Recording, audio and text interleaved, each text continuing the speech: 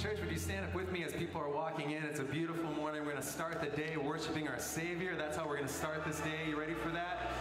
Let's put our hands together. Here we go.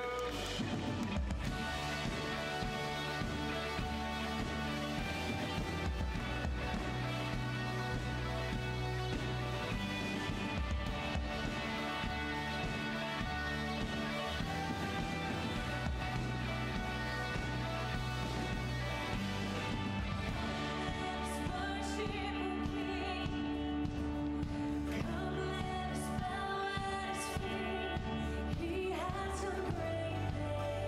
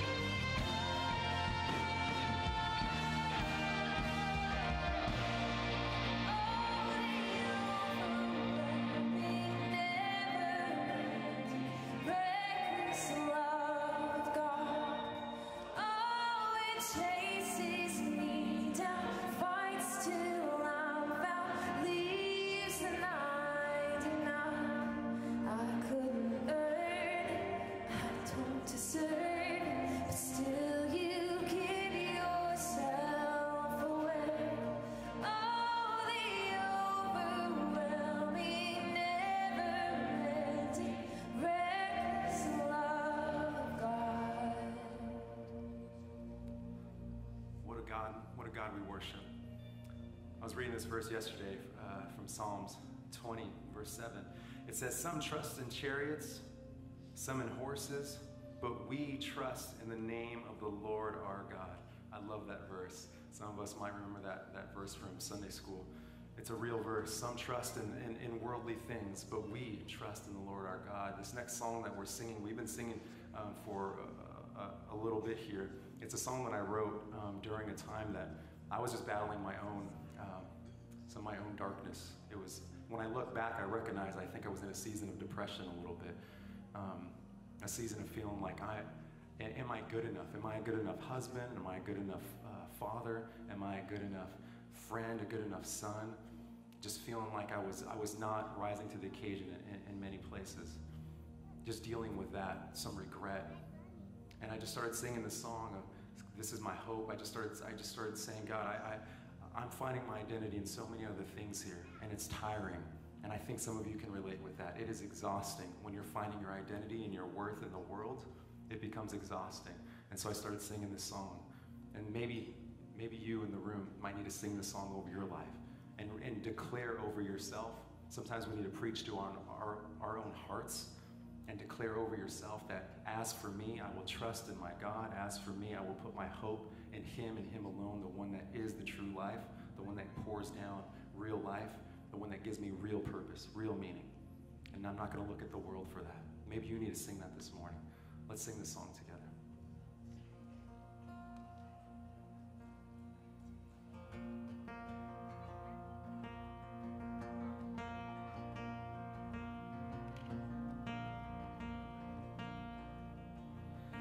There's a hope that calls me close,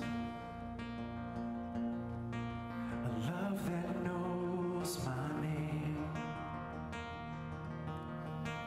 the majesty of heaven, whose hand is holding me.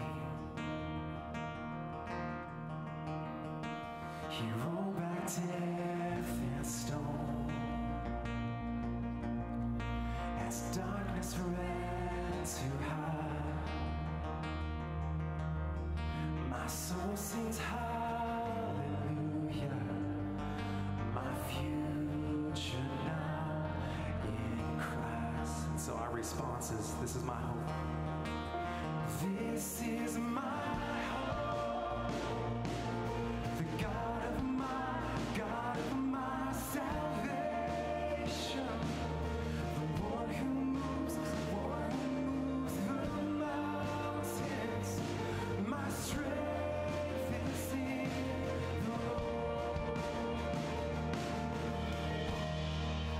Trials still may come,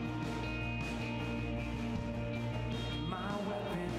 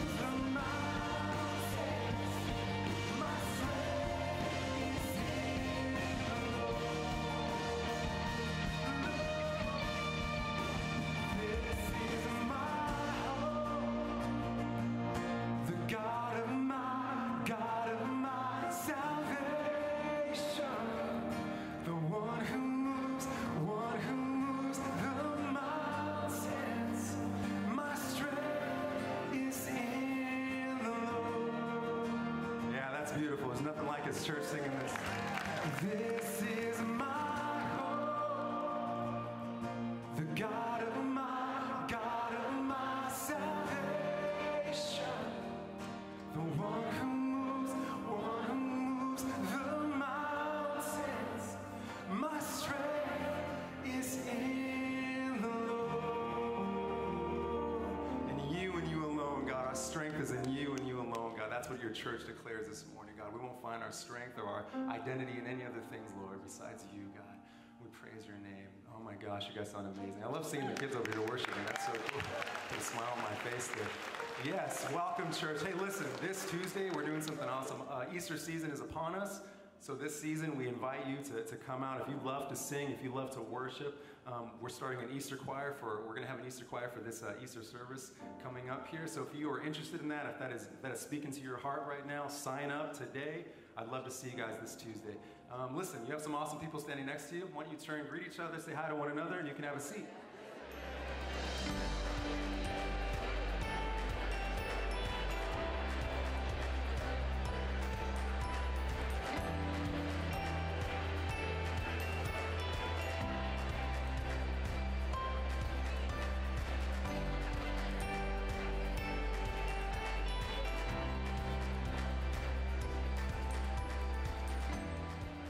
Well, happy St. Patrick's Day, everybody.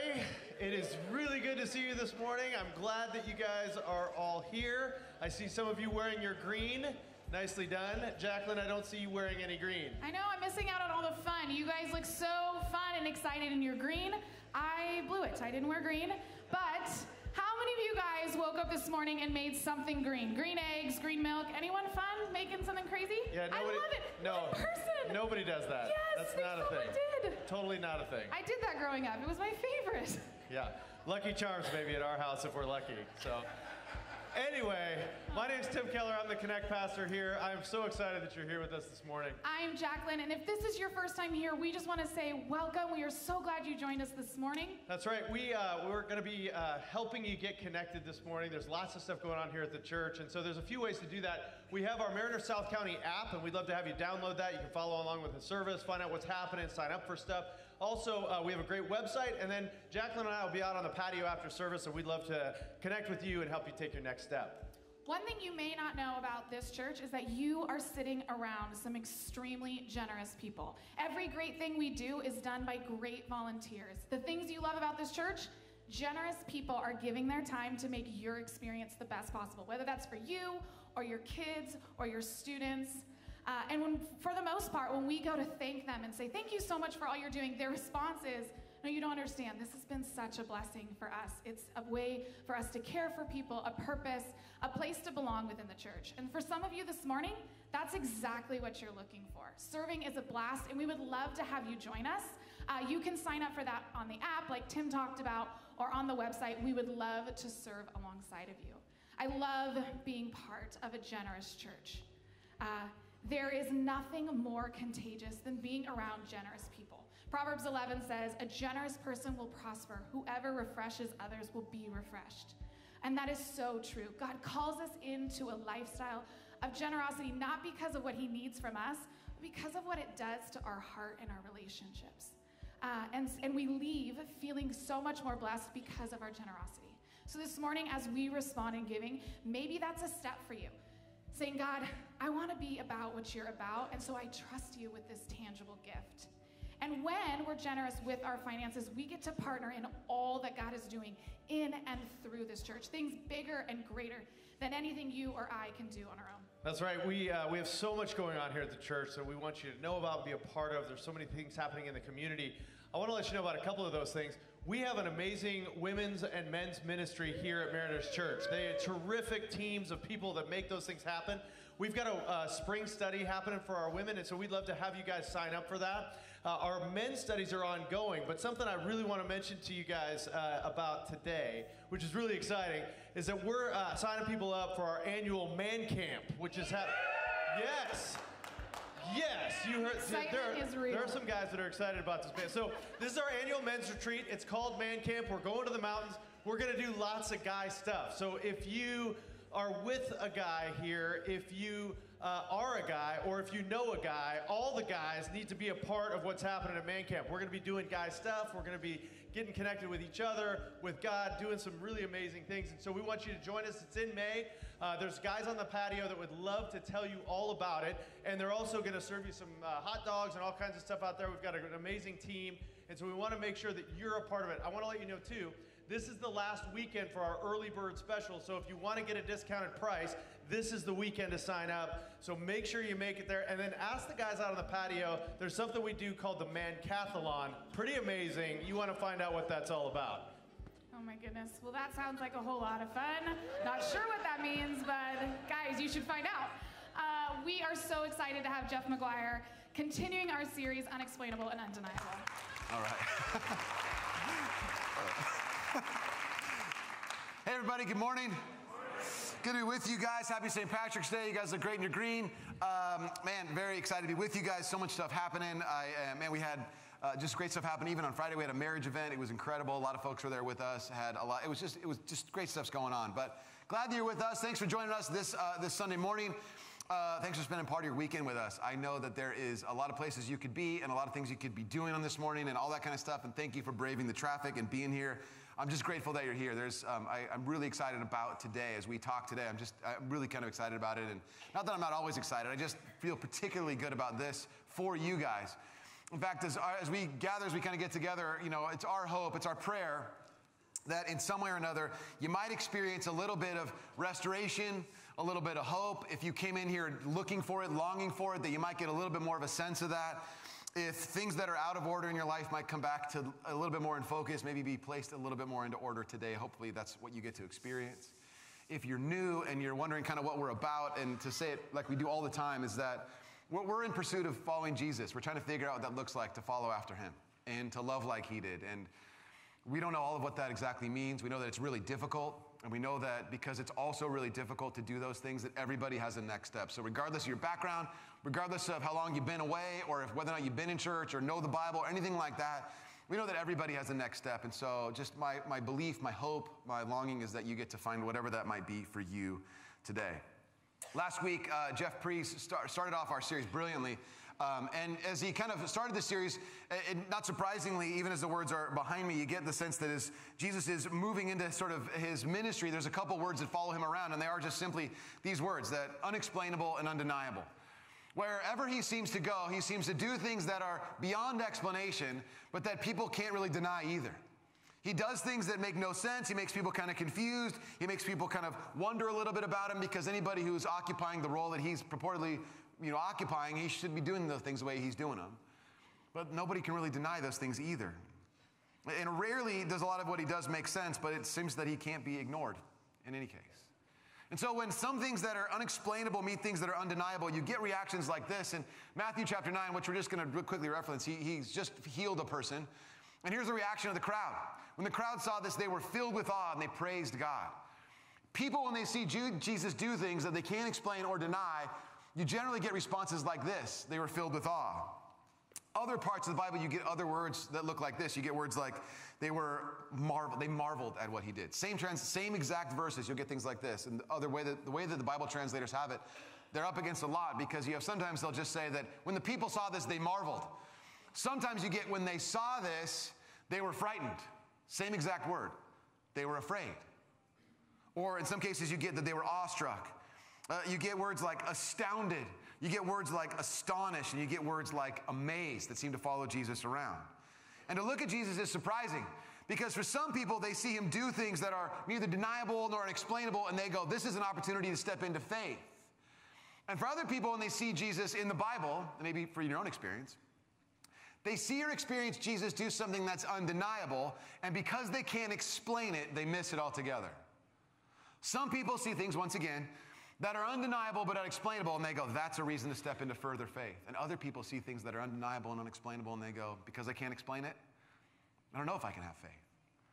In fact, I think for a lot of us, it's what causes us to miss out on Jesus altogether. And there's a lot of us in here probably, more than we'd like to admit, that there's parts of our lives that we've not really admitted to ourselves, we've not really been honest about, but there's probably a lot of us at some point, maybe we're even new to Jesus, who have this experience of saying, I need a better explanation. There may be something going on with Jesus, and maybe you were brought by someone, and maybe that's you, but there may be something going on with Jesus, but I don't have an explanation for it. I don't know what to do with it. I don't know what that means. Now, maybe our need for explanation reveals something about us. Maybe there's something about us that's being revealed in our need to find explanations. I think it's in this. I was thinking my oldest son, when he was, I think, in like maybe 4th grade, he started to have kind of a preoccupation with tornadoes. He was really afraid of tornadoes. And, he went to the library and got every book on tornadoes, and it turns out he was terrified of tornadoes. Now, he grew up in Irvine. So, and maybe you remember this, there was a tornado that hit Irvine like, 10 or 15 years ago, and it was like weaker than Santa Ana winds. I mean, that's how lame it was.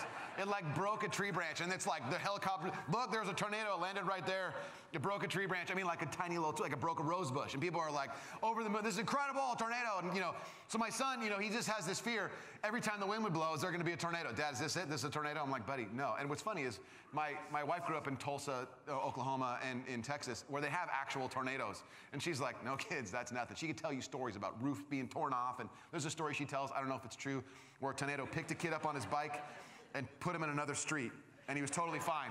I'm like, no way. She's like, I'm telling you, it happened. I'm like, I don't know, whatever. But my son is like terrified of it, so he's reading all these books. Then he finds out about earthquakes. I'm like, yeah, we've had our share of earthquakes. Like, yeah, I get that. But his belief is there's going to be a moment when a crevice will open up as he's riding his bike, and just, there he goes, down into wherever we lost him. I don't know, it was an earthquake, he fell into a crevice, we don't know. Like, we think that. I mean, he's got this kind of fear. So he checked out every book in the library about earthquakes. And then he did the same thing about volcanoes. I mean, he was convinced there's like a flaming caldera underneath all of us. There's lava spewing out. At any moment, it's just going to erupt and destroy us all. He believed all this stuff because he was terrified, and he learned everything he could about all that stuff. It's the same reason why a lot of little kids are able to pronounce dinosaur names. I mean, if you don't know how to pronounce a dinosaur name when you're reading a book to a kid, they'll correct you. The 7-year-old will be like, that's not how you say that. It's like, whatever, it's got teeth, it's big and scary, whatever, that thing, right? The reason a lot of people think why kids are able to do this stuff is it gives them their ability to take a prehistoric monster that's faceless and nameless and give it a name, even a long name, gives a sense of power or control over that thing.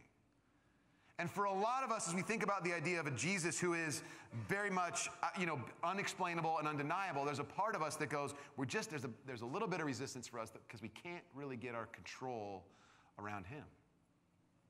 And the truth is, we all, to a certain extent, have percentages of our lives at various times in our lives that are out of control. Some of us are kidding ourselves about how in control our lives are because it's way more out of control than it is. Others of us have it the other way. We think we're out of control, and actually it's not quite that bad. Sometimes we go through seasons where things are really out of control, and sometimes we feel like we have the experience of being out of control. We know what that's like. We look at a world and we go, there is a world that is spinning out of control oftentimes, we feel like.